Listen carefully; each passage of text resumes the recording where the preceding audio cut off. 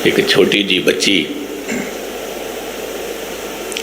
जदों स्कूल जाती सी ते उन्होंने रोज़ लैण वास्ते फिर उहदा बापू जाता सी।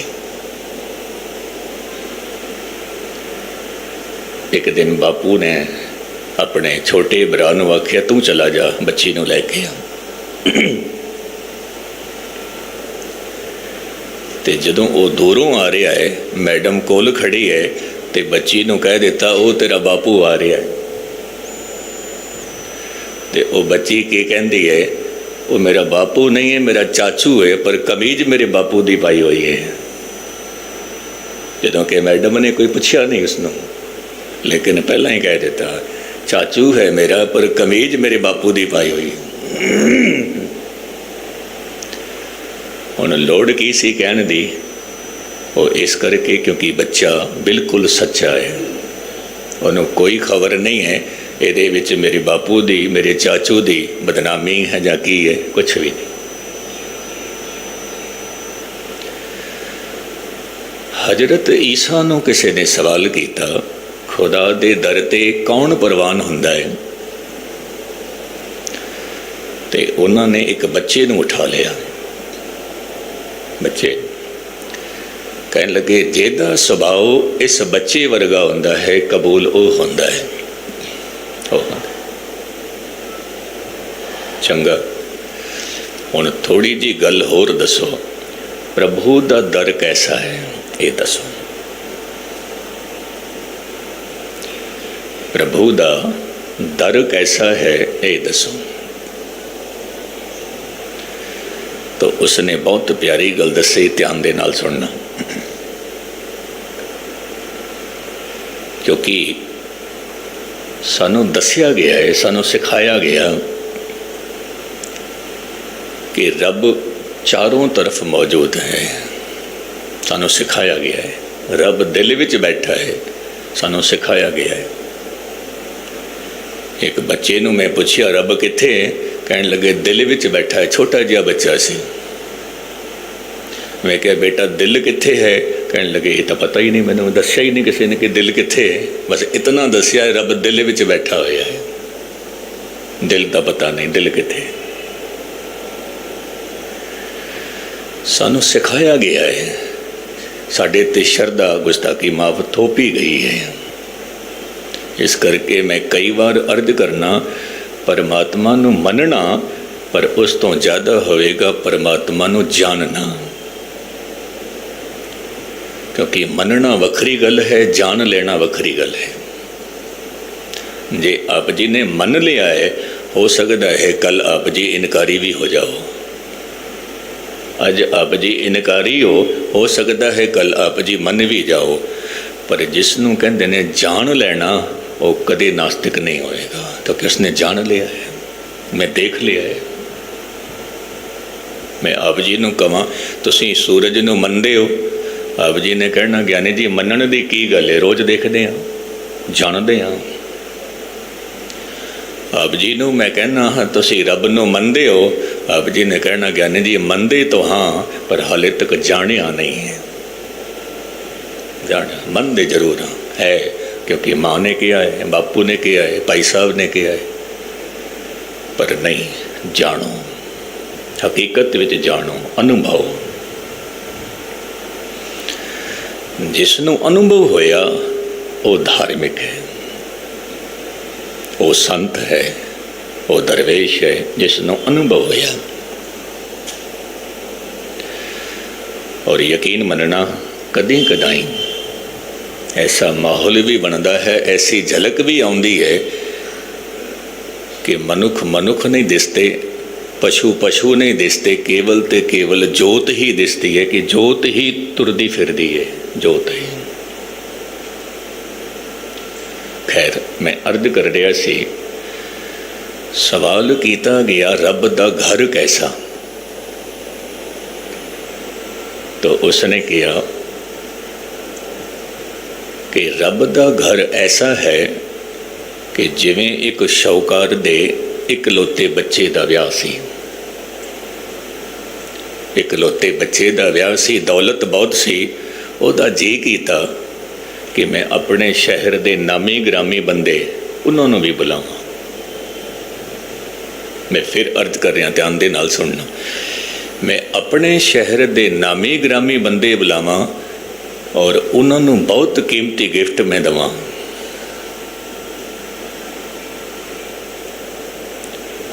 गिफ्ट भी तैयार हो गए ते अपने मुनीम नूं भेजिया कि जितने भी नामी ग्रामी हैं उन्होंने जाके कहना कि तुसीं कल जरूर पहुँचना, जरूर पहुँचना।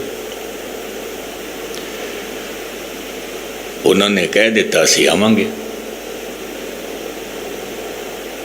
लेकिन जदों दूजा दिन होया, आने का वक्त जदों होया तो कोई भी नामी ग्रामी नहीं आया, कोई भी नहीं आया। शाहूकार ने मुनीम नूं फिर भेजिया तो एक बार फिर जा पुछ गया क्यों नहीं आए, कारण की है। नामी ग्रामी उन्होंने मैं इनवाइट किया है। मुनीम फिर जाता है और वापस लौटता है, चेहरा उहदा उतरिया होया है, मायूस चेहरा। मुनीम आके कहता है उस शाहूकार नूं, महाराज नामी ग्रामी दे विच जो पहला बंदा सी उसने कहा कि मेरे घर मेहमान आ गए हैं, मेरा पहुँचना मुश्किल है, मुश्किल है। दूजे नामी ग्रामी दे कोल गया तो उसने आखिया कि अज मेरी कोर्ट दे विच हाज़री है, मैनू कोर्ट पहुँचना लाजमी है, मैं नहीं आ सकता शादी दे विच। और तीजे ने आखिया जिहड़ा कि वह भी नामी ग्रामी सी, वो कहंदा मैं अज नहीं आ सकता क्योंकि कारोबार का हिसाब किताब अज मैं तैयार करना है, इस करके मैं भी माफ़ी मंगना। और जितने भी नामी ग्रामी सन एक भी नहीं आया, एक भी नहीं आया, क्योंकि मशगूल हो गए सी। कोई मेहमान दे विच, किसी ने कोर्ट जाना सी, किसी ने कारोबार का अपना हिसाब किताब रखना सी। हुण मुनीम कहंदा महाराज की करिए, तो वह शाहूकार की कहंदा है, तुसीं एक कम करो, ये जितने भी कीमती तोहफे तैयार किए ने, ये 36 प्रकार का भोजन तैयार किया है, तुसीं अपने पिंड के सारे गरीबां नूं बुला लो और 36 प्रकार का भोजन इन्हों छकाओ तो कीमती तोहफे इन्हों दे दो गरीबां। महात्मा ईसा कह रहा सी रब का घर इस तरह का है। हुण तुसीं भाव आप जी, उसका की माफ़, मैनूं थोड़ी जी गल कहन देना। आप जी नामी ग्रामी हो, आप जी व्यापारी भी हो, आप जी दे कोल धन भी है, आप जी दे कोल सब कुछ है। परमात्मा आप जी नूं भी बुला रहा है कि तुसीं मेरे कोल आया करो। तो हुण जिहड़े नामी ग्रामी हैं वो कह देण नहीं अज तां मैं कोर्ट जाना है, मेरे कोल समा नहीं है संगत करन दा, अज तां मेरे घर मेहमान आ गए ने, अज तां मैं नहीं जा सकता, अज तां मैं कारोबार का हिसाब करना है, अज तां मैं नहीं आना। फिर परमात्मा ने की करना, जो दात देनी होएगी फिर गरीबां नूं बुला लेगा, तुसीं आ जाओ। हुण जे नहीं आए तो कोई गल नहीं। हकीकत है, चूक ना जाना। जो वक्त है गुरु दे बुलावे दा, वक्त ते पहुँचना, कथा सुननी, कीर्तन सुनना, बाकी दे कम बाद विच भी हो जाणगे। तो साहिब कहंदे ने, ऐ प्रभु तू गुणा दा मुजस्मा है, सागर है, पर मेरी रसना एक है, जेहवा एक कवन गुण कहिए। बेशुमार बेअंत स्वामी तेरो अंत न किन ही लई। एक रसना है। जदों कोई भी मनुख किसी ते खुश होंदा है तो उसनों कुछ न कुछ देंदा है, कुछ न कुछ देंदा है। जिहदे नाल प्रेम होंदा है, मुहब्बत होंदी है, उसनों भोजन ते बुलाया जाता है। ਆਪ ਜੀ ਨੂੰ ਸ਼ਾਇਦ ਖਬਰ ਹੋਵੇ ਇਸ ਗੱਲ ਦੀ, ਜਿਹਦੇ ਨਾਲ ਪਿਆਰ ਹੁੰਦਾ ਹੈ ਉਸ ਨੂੰ ਅਸੀਂ ਕਿਉਂ ਆਖਦੇ ਹਾਂ ਕਿ ਸਾਡੇ ਘਰ ਨਾਸ਼ਤਾ ਕਰਨਾ, ਸਾਡੇ ਘਰ ਲੰਗਰ ਛਕਣਾ, ਸਾਡੇ ਘਰ ਚਾਹ ਪੀਣਾ? ਐਸਾ ਕਿਉਂ ਕਹਿੰਦੇ? ਇਹਦੇ ਵਿੱਚ ਬਹੁਤ ਗਹਿਰਾ ਰਾਜ ਹੈ, ਬਹੁਤ ਗਹਿਰਾ ਰਾਜ। ਔਰ ਇਹਦੀ ਖੋਜ ਕੀਤੀ ਹੈ ਰਿਸ਼ੀਆਂ ਨੇ, ਮਨੀਸ਼ੀਆਂ ਨੇ। ਇੱਕ ਬੱਚਾ ਹੈ ਜਿਸ ਨੇ ਅੱਜ ਜਨਮ ਲਿਆ ਹੈ, ਉਸ ਨੂੰ ਦਾਈ ਦੁੱਧ ਪਿਲਾ ਰਹੀ ਹੈ, ਨਰਸ ਦੁੱਧ ਪਿਲਾ ਰਹੀ ਹੈ, ਮਾਂ ਦੁੱਧ ਪਿਲਾ ਰਹੀ ਹੈ। ਤਿੰਨਾਂ ਦੇ ਵਿੱਚ ਫਰਕ ਹੈ। ਫਰਕ ਕਿਸ ਗੱਲ ਦਾ? ਦੁੱਧ ਤਾਂ ਨਰਸ ਵੀ ਪਿਲਾ ਰਹੀ ਹੈ, ਦੁੱਧ ਤਾਂ ਦਾਈ ਵੀ ਪਿਲਾ ਰਹੀ ਹੈ, ਦੁੱਧ ਮਾਂ ਵੀ ਪਿਲਾ ਰਹੀ ਹੈ। ਫਰਕ ਕੀ ਹੈ? ਫਰਕ ਇਹ ਹੈ ਕਿ ਦਾਈ ਤੇ ਨਰਸ ਇਹ ਦੋਵੇਂ ਹੀ ਦੁੱਧ ਪਿਲਾ ਰਹੀਆਂ ਹਨ, ਲੇਕਿਨ ਜੋ ਮਾਂ ਦੁੱਧ ਪਿਲਾ ਰਹੀ ਹੈ ਉਹਦੇ ਦੁੱਧ ਦੇ ਵਿੱਚ ਵਾਤਸല്ਯ ਵੀ ਹੈ, ਪ੍ਰੇਮ ਵੀ ਹੈ, ਪ੍ਰੇਮ ਵੀ ਜਾ ਰਿਹਾ ਹੈ, ਦੁੱਧ ਦੇ ਨਾਲ ਨਾਲ ਪ੍ਰੇਮ ਜਾ ਰਿਹਾ ਹੈ। ਨਰਸ ਕੋਲ ਪ੍ਰੇਮ ਨਹੀਂ ਹੋਏਗਾ, ਦਾਈ ਕੋਲ ਪ੍ਰੇਮ ਨਹੀਂ ਹੋਏਗਾ, ਮਾਂ ਕੋਲ ਪ੍ਰੇਮ। ਔਰ ਇਹੀ ਕਾਰਨ ਹੈ ਕਿ ਜਦੋਂ ਕਿਸੇ ਦੇ ਪ੍ਰਤੀ ਪ੍ਰੇਮ ਜਾਗਰਤ ਹੁੰਦਾ ਹੈ ਤੇ ਉਸ ਨੂੰ ਕਹਿੰਦੇ ਸਾਡੇ ਘਰ ਚਾਹ ਪੀ ਲੈਣਾ, ਸਾਡੇ ਘਰ ਭੋਜਨ ਛਕ ਲੈਣਾ, ਸਾਡੇ ਘਰ ਨਾਸ਼ਤਾ ਕਰ ਲੈਣਾ। ਉੱਥੇ ਪ੍ਰੇਮ ਮੌਜੂਦ ਹੈ। ਧੰਨ ਗੁਰੂ ਗੋਬਿੰਦ ਸਿੰਘ ਮਹਾਰਾਜ ਭਾਈ ਨੰਦ ਲਾਲ ਨੂੰ ਕਹਿੰਦੇ ਨੇ ਤੇਰੇ ਨਾਲ ਪ੍ਰੇਮ ਬਹੁਤ ਹੈ ਮੇਰਾ।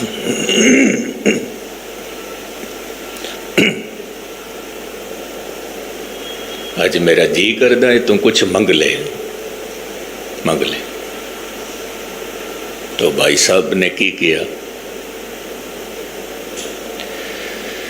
कहने लगे महाराज जे अज आप जी ने खुद ही कह छड़िया कि मंग लो, तो फिर मेरे शरीर दे विच जितने रोम हन, जितने रोम हन मेरे शरीर दे विच, उतनियां रसनावां मैनू दे देवो, उतनी जैबा दे देवो मैनू। क्यों? क्योंकि एक रसना दे नाल तेरे गुण गाए नहीं जाते मेरे तो। लखां रसना होण और एक एक रसना दे नाल मैं लखां लखां वारी तैनू गावां, लखां लखां वारी तैनू जपां, तां मेरा अंतःकरण शांत होवेगा, मन मेरा शांत होवेगा। जेहवा एक कवन गुण कही है, बेशुमार बेअंत स्वामी, तेरो अंत न के नहीं लही है। तेरा अंत कोई पा नहीं सकता। हाँ, तेरे विच लीन हो सकता है, तेरे वर्गा हो सकता है, पर तेरा अंत नहीं पा सकता। आप जी कदे छोटा जिहा प्रयोग करके देखो। दानस बंदा ने एक कथा बनाई है कि नमक दा पुतला कहता है कि मैं सागर दी गहराई नप के आना, सागर कितना डूंगा है, कितना गहरा है। हुण नमक दा पुतला सागर दी गहराई विच जांदा है, पर जिवें जिवें गहराई विच जा रहा हुंदा है तिवें तिवें गलदा जांदा है, तिवें तिवें मिटदा जांदा है, और एक घड़ी ऐसी आंदी है कि पूर्ण तौर पर मिट जाता है, गल जाता है, फिर वो सागर ही बन जाता है। हुण वो नमक दा पुतला जिहड़ा कहंदा सी मैं सागर दी गहराई दे बारे दसांगा कि हुण आप जी बेशक इंतजार करते रहो, पर नमक दा पुतला नहीं आएगा, क्योंकि है ही नहीं, वो मिट गया, वो तो खुद सागर हो गया, खुद सागर। मनुख भी जदों सफ़र करता है तो फिर वो खुद खुदा हो जाता है, खुद खुदा। मिटण तो भाव की है? मिटण तो भाव ये ना समझ लेना कि अपने आप नू मार देना है। नहीं, मिटण तो भाव ये है कि जदों निरंकार दे बोल सुनो उस वेले कह दवो कि मैनू तो कुछ भी पता नहीं है रब दे बारे, मैं कुछ भी नहीं जानता, कुछ भी नहीं। सुकरात ने लिखिया कि बचपन विच बहुत खुश होंदा सी मैं, और खुशी का यही कारण सी कि मेरे आले दुआले ज्ञान का एक मंदिर बनया होया सी। ज्ञान का मैनू अनुभव हुंदा सी काल्पनिक कि मैं सब कुछ जानदा। जदों मैं जवान होया फिर मैं वेखिया कि उन्हां दीवारां दे विचों कुछ इट्टां निकल गईयां। हुण वो जिहड़ी इट निकल गई तो उत्थे की बन गया, उत्थे एक छोटा जिहा आला बन गया।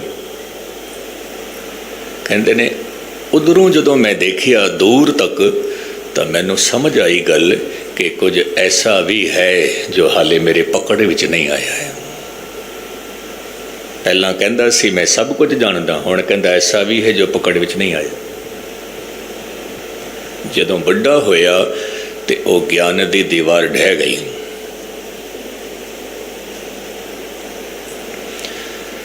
जिवें ही ज्ञान की दीवार ढही तो मैं ऐलान किया कि एथेंस विच जेकर कोई अज्ञानी है तो वह मैं हाँ। जे कोई अज्ञानी है तो मैं हाँ। उस वेले एक करीब करीब 400 ईस्वी पूर्व की गल है, 428 के आस पास। तो आप जी ये लगा लो कि करीब करीब 3000 साल पहला, 3000 साल पहलों की गल है, जदों एथेंस विच लोग देवी देवते नूं मनदे सी। किसी दी कोई देवी सी, किसी दा कोई देवता सी, किसी दा कोई देवता सी।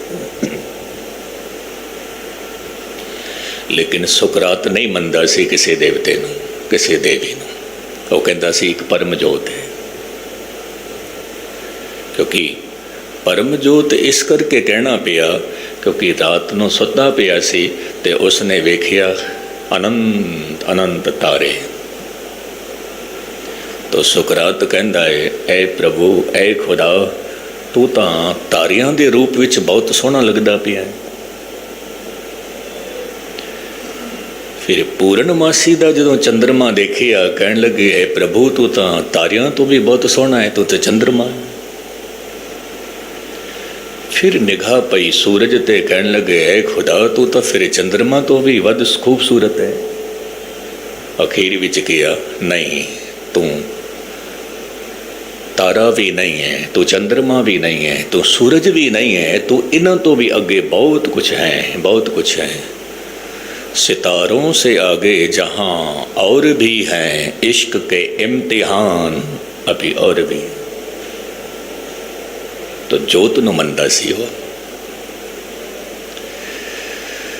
तो फिर जदों उसने कहा कि मैं अज्ञानी हाँ, उस वेले एथेंस विच एक आवाज़ गूंजी कि जे किधरे एथेंस विच ज्ञानी लभना होवे तो केवल ते केवल सुकरात। सुकरात आवाज़ आई, नामी पुरुषां सिद्ध पुरुषां आवाज़ आई कि ज्ञानी पुरुष सुकरात। सारे इकट्ठे होके आ गए। ज्ञानी पुरुष संत पुरुष सुकरात नूं कहण लगे एक भविष्यवाणी हुई है कि तू ज्ञानी है। तो सुकरात की कहता है ये भविष्यवाणी गलत है, गलत है। क्योंकि मैनू खुद नूं खबर है मैं अज्ञानी हाँ और जिन्हों ने ये आकाशवाणी की उन्होंने दोबारा जाके कह देवो थोड़ी आकाशवाणी झूठी है, मैं अज्ञानी हाँ। कहने तो मुराद जिस दिन मनुख समझ लैंदा है मैं अज्ञानी हाँ उस दिन हकीकत विच अज्ञानी बन जाता है, क्योंकि हंकार की दीवार ढह गई। सोचा था इल्म से कुछ जान लेंगे, जाना तो इतना जाना कि कुछ भी नहीं जानते। तो जिस जोत दे नाल असी जुड़ के बैठे हैं, क्योंकि परमात्मा कोई मनुख नहीं है, परमात्मा कोई शरीर नहीं है, परमात्मा जोत है। और वो जिहड़ी जोत है वो जर्रे जर्रे विच बैठी हुई है। रुख विच भी जोत है, पत्थर विच भी चेतना है, पशुओं विच भी चेतना है, साडे विच भी चेतना है। ਇੱਕੋ ਹੀ ਉਹ ਜੋਤ ਹੈ। ਉਹ ਗੱਲ ਵੱਖਰੀ ਹੈ, ਪੱਥਰ ਵਿੱਚ ਚੇਤਨਾ ਸੁੱਤੀ ਹੋਈ ਹੈ। ਬਨਸਪਤੀ ਵਿੱਚ ਚੇਤਨਾ ਜਗ ਰਹੀ ਹੈ, ਪਸ਼ੂਆਂ ਦੇ ਵਿੱਚ ਚੇਤਨਾ ਹੋਰ ਜਗੀ ਹੈ, ਮਨੁੱਖ ਦੇ ਵਿੱਚ ਚੇਤਨਾ ਉਸ ਤੋਂ ਵੀ ਵੱਧ ਜਗੀ ਹੈ, ਔਰ ਸੰਤਾਂ ਤੇ ਬ੍ਰਹਮ ਗਿਆਨੀਆਂ ਦੇ ਵਿੱਚ ਚੇਤਨਾ ਹੋਰ ਵੱਧੀ ਹੈ, ਸੁਪਰ ਹੋ ਗਈ, ਸੁਪਰ ਹੋ ਗਈ। ਅਖੀਰ ਵਿੱਚ ਮੈਂ ਗੱਲ ਕਹਿ ਕੇ ਮੈਂ ਸਮਾਪਤੀ ਵੱਲ ਆਉਣਾ, ਧਿਆਨ ਦੇ ਨਾਲ ਸੁਣਨਾ, ਕਿਉਂਕਿ ਮੌਕੇ 'ਤੇ ਮੈਨੂੰ ਗੱਲ ਯਾਦ ਆ ਗਈ। UN ਜੋ ਹੈ ਸੰਯੁਕਤ ਰਾਸ਼ਟਰ, ਜਿਨ੍ਹਾਂ ਦੇ ਵਿੱਚ 193 ਮੁਲਕ ਹਨ ਇਕੱਠੇ, 193 ਮੁਲਕ, ਜਿਹਦੇ ਵਿੱਚ ਸਾਡਾ ਇੰਡੀਆ ਵੀ ਹੈ, ਪਾਕਿਸਤਾਨ ਵੀ ਹੈ, ਔਰ ਇਸ ਤਰ੍ਹਾਂ ਬਾਕੀ ਸਾਰੇ ਦੇ ਸਾਰੇ ਮੁਲਕ ਨੇ। 193 ਮੁਲਕ, ਉਹਨਾਂ ਦਾ ਮੇਲ ਹੋਇਆ, ਇਕੱਠੇ ਹੋਏ, ਔਰ ਉਹ ਜੋ 193 ਜੋ ਪ੍ਰਤੀਨਿਧੀ ਹਨ, ਹਰ ਮੁਲਕ ਦਾ ਇੱਕ ਪ੍ਰਤੀਨਿਧੀ, ਕਿ ਉਹ ਜਿਹੜੀ ਸੰਸਥਾ ਹੈ ਸੰਯੁਕਤ ਰਾਸ਼ਟਰ ਦੀ, ਉਹ ਕੋਈ ਧਾਰਮਿਕ ਸੰਸਥਾ ਵੀ ਨਹੀਂ ਹੈ ਔਰ ਕੋਈ ਜਾਤੀ ਦੀ ਸੰਸਥਾ ਵੀ ਨਹੀਂ, ਉਹ ਕੇਵਲ ਤੇ ਕੇਵਲ ਮਾਨਵਤਾ ਦੀ ਸੰਸਥਾ ਹੈ। ਇਹਦੇ ਵਿੱਚ ਕੋਈ ਜਾਤੀ ਦੀ ਗੱਲ ਨਹੀਂ ਕਰਾਂਗੇ, ਕੋਈ ਧਰਮ ਦੀ ਗੱਲ ਨਹੀਂ ਕਰਾਂਗੇ, ਬਸ ਨੈਤਿਕਤਾ, ਜਿਹੜਾ ਚਾਰਟ ਬਣੇਗਾ ਉਹਦੇ ਵਿੱਚ ਨੈਤਿਕਤਾ ਦੇ ਵਿਚਾਰ, ਆਪਣੇ ਆਪਣੇ ਵਿਚਾਰ ਦੇਵੋ। ਕਿਸੇ ਨੇ ਗੀਤਾ ਦਾ ਵਿਚਾਰ ਰੱਖਿਆ, ਕਿਸੇ ਨੇ ਕੁਰਾਨ ਦੀ ਗੱਲ ਰੱਖੀ, ਕਿਸੇ ਨੇ ਤੌਰੇਤ ਦੀ ਗੱਲ ਰੱਖੀ, ਕਿਸੇ ਨੇ ਜ਼ਬੂਰ ਦੀ ਗੱਲ ਰੱਖੀ, ਕਿਸੇ ਨੇ ਬਾਈਬਲ ਦੀ ਗੱਲ ਰੱਖੀ, ਆਪਣੇ ਆਪਣੇ ਵਿਚਾਰ ਸਾਰਿਆਂ ਨੇ ਰੱਖੇ, ਕਿਉਂਕਿ ਉਹਦੇ ਵਿੱਚ ਕੋਈ ਸਿੱਖ ਨਹੀਂ ਸੀ, ਕਿਉਂਕਿ ਸਿੱਖਾਂ ਦਾ ਆਪਣਾ ਮੁਲਕ ਤਾਂ ਹੈ ਨਹੀਂ। ਤਾਂ 193 ਮੁਲਕ ਵੱਖਰੇ ਵੱਖਰੇ ਨੇ, ਵੱਖਰੇ ਵੱਖਰੇ ਨੇ। ਕੋਈ ਯਹੂਦੀ ਹੈ, ਕੋਈ ਪਾਰਸੀ ਹੈ, ਕੋਈ ਬੌਧੀ ਹੈ, ਕੋਈ ਕੁਛ ਹੈ, ਕੋਈ ਕੁਛ ਹੈ, ਕੋਈ ਕਿਸ ਨੂੰ ਮੰਨਦਾ ਹੈ, ਕੋਈ ਕਿਸ ਨੂੰ ਮੰਨਦਾ ਹੈ। ਜਦੋਂ 193 ਲੋਕਾਂ ਨੇ ਆਪਣੇ ਆਪਣੇ ਖਿਆਲਾਤ, ਆਪਣੇ ਆਪਣੇ ਧਾਰਮਿਕ ਗ੍ਰੰਥਾਂ ਦੀ ਗੱਲ ਕੀਤੀ, ਹੁਣ ਉੱਥੇ ਗੁਰੂ ਗ੍ਰੰਥ ਸਾਹਿਬ ਦੀ ਗੱਲ ਕੌਣ ਕਰੇਗਾ? ਕੋਈ ਵੀ ਨਹੀਂ। ਪਾਕਿਸਤਾਨ ਦਾ ਇੱਕ ਮੁਸਲਮਾਨ, ਉਸ ਵੇਲੇ ਉਹ ਚੇਅਰਪਰਸਨ ਸੀ, ਉਸਨੇ ਕਿਹਾ ਕਿ ਮੈਂ 4 ਪੰਕਤੀਆਂ ਆਪ ਜੀ ਨੂੰ ਹੋਰ ਦੇਣਾ ਹਾਂ, ਜੇ 193 ਮੁਲਕਾਂ ਦੀ ਇਜਾਜ਼ਤ ਹੋਵੇ ਤਾਂ ਮੰਨ ਸਕਦੇ ਹੋ। ਉਸਨੇ 4 ਪੰਕਤੀਆਂ ਗੁਰੂ ਗ੍ਰੰਥ ਸਾਹਿਬ ਦੇ ਵਿੱਚੋਂ ਕੱਢ ਕੇ ਦਿੱਤੀਆਂ, 4 ਪੰਕਤੀਆਂ, ਜਿਨ੍ਹਾਂ ਦੇ ਵਿੱਚ 3 ਪੰਕਤੀਆਂ ਉਹਦੀਆਂ ਉਸ ਚਾਰਟ ਵਿੱਚ ਸ਼ਾਮਿਲ ਕੀਤੀਆਂ ਨੇ। ਉਹ ਕਿਹੜੀ ਕਿਹੜੀ ਪੰਕਤੀਆਂ ਆਪ ਜੀ ਦੇ ਮੈਂ ਸਾਹਮਣੇ ਰੱਖਾਂ। ਹੁਣ ਹੁਕਮ ਹੋਵਾ ਮਿਹਰਬਾਨ ਦਾ, ਪੈ ਕੋਈ ਨਾ ਕਿਸੇ ਰਣਾਣ ਦਾ। ਜਦੋਂ ਮਿਹਰਬਾਨ ਦਾ ਹੁਕਮ ਹੋਇਆ ਤਾਂ ਕੋਈ ਵੀ ਕਿਸੇ 'ਤੇ ਜ਼ੁਲਮ ਨਹੀਂ ਕਰਦਾ ਪਿਆ। ਜਿਵੇਂ ਅਸੀਂ ਕਹਿੰਦੇ ਹਾਂ ਫਲਾਣਾ ਬੰਦਾ ਮੇਰੇ 'ਤੇ ਪੈ ਗਿਆ, ਪੈ ਕੋਈ ਨਾ ਕਿਸੇ ਰਣਾਣ ਦਾ। ਕਿਉਂ? ਕਿਉਂਕਿ ਸਰਬ ਸੁਖਾਲੀ ਉਠਿਆ, ਇਹ ਹੋਆ ਹਲੇਮੀ ਰਾਜ ਜੀਓ। ਕਹਿੰਦੇ ਨੇ ਹਲੇਮੀ ਨਿਮਰਤਾ ਦਾ ਰਾਜ, ਉੱਥੇ ਸੁੱਖ ਹੀ ਸੁੱਖ ਹੈ। ਕਹਿੰਦੇ ਨੇ ਇਹ ਗੱਲ UN ਨੇ ਕਬੂਲ ਕਰ ਲਈ, 100% ਠੀਕ ਹੈ। ਜਿੱਥੇ ਨਿਮਰਤਾ ਹੈ ਉੱਥੇ ਸ਼ਾਂਤੀ ਹੈ। ਦੂਜੀ ਪੰਕਤੀ ਕਿਹੜੀ ਕਬੂਲ ਕੀਤੀ? ਭੰਡ ਜਮੀਐ ਪੰਡ ਨਿਮੀਐ, ਪੰਡ ਮੰਗਣ ਵਿਆਹੋ, ਪੰਡੋ ਹੋਵੇ ਦੋਸਤੀ, ਬੰਡੋ ਚੱਲੇ ਰਹਾ, ਪੰਡ ਮੂਆ ਭੰਡ ਭਾਲੀਏ, ਪੰਡ ਹੋਵੇ ਬੰਧਾਨ, ਸੋ ਕਿਉਂ ਮੰਦਾ ਆਖੀਏ ਜਿਤ ਜਮੇ ਰਾਜਾਨ। ਕਹਿਣ ਲੱਗੇ ਇਹ ਪੰਕਤੀ ਵੀ ਕਾਬਲੇ ਕਬੂਲ ਹੈ ਹਰ ਧਰਮ ਦੇ ਵਿੱਚ, ਹਰ ਮੁਲਕ ਦੇ ਵਿੱਚ। ਇਸਤਰੀ ਜਾਤੀ ਦੀ ਗੱਲ। ਤੀਜੀ ਪੰਕਤੀ ਕਿਹੜੀ? ਕਹਿਣ ਲੱਗੇ ਜੋ ਗੁਲਾਬ ਹੈ, ਗੁਲਾਬ ਦਾ ਫੁੱਲ ਹੈ, ਉਹ ਹਿੰਦੁਸਤਾਨ ਵਿੱਚ ਵੀ ਗੁਲਾਬ ਦਾ ਫੁੱਲ ਹੈ, ਪਾਕਿਸਤਾਨ ਵਿੱਚ ਵੀ ਗੁਲਾਬ ਦਾ ਫੁੱਲ ਹੈ।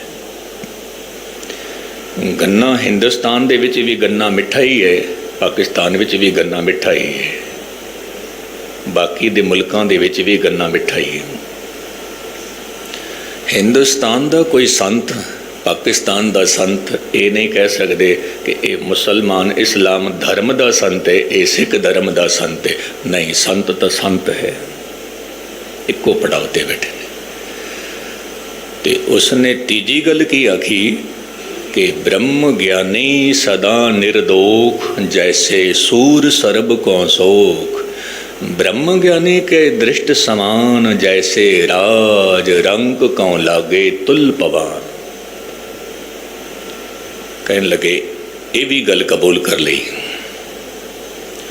और जदों वो चार्ट तैयार होया कहने लगे सब तो पहले नंबर ते ये 3 पंक्तियां रखियां ने, सिर मोर पंक्तियां। मैं गल कह के समाप्ति करा। घर का जोगी जोगना आन गाँव का सिद्ध। साड़ी किस्मत कितनी चंगी है कि सानू गुरु ग्रंथ साहिब मिलिया हुआ है, कितनी किस्मत चंगी है।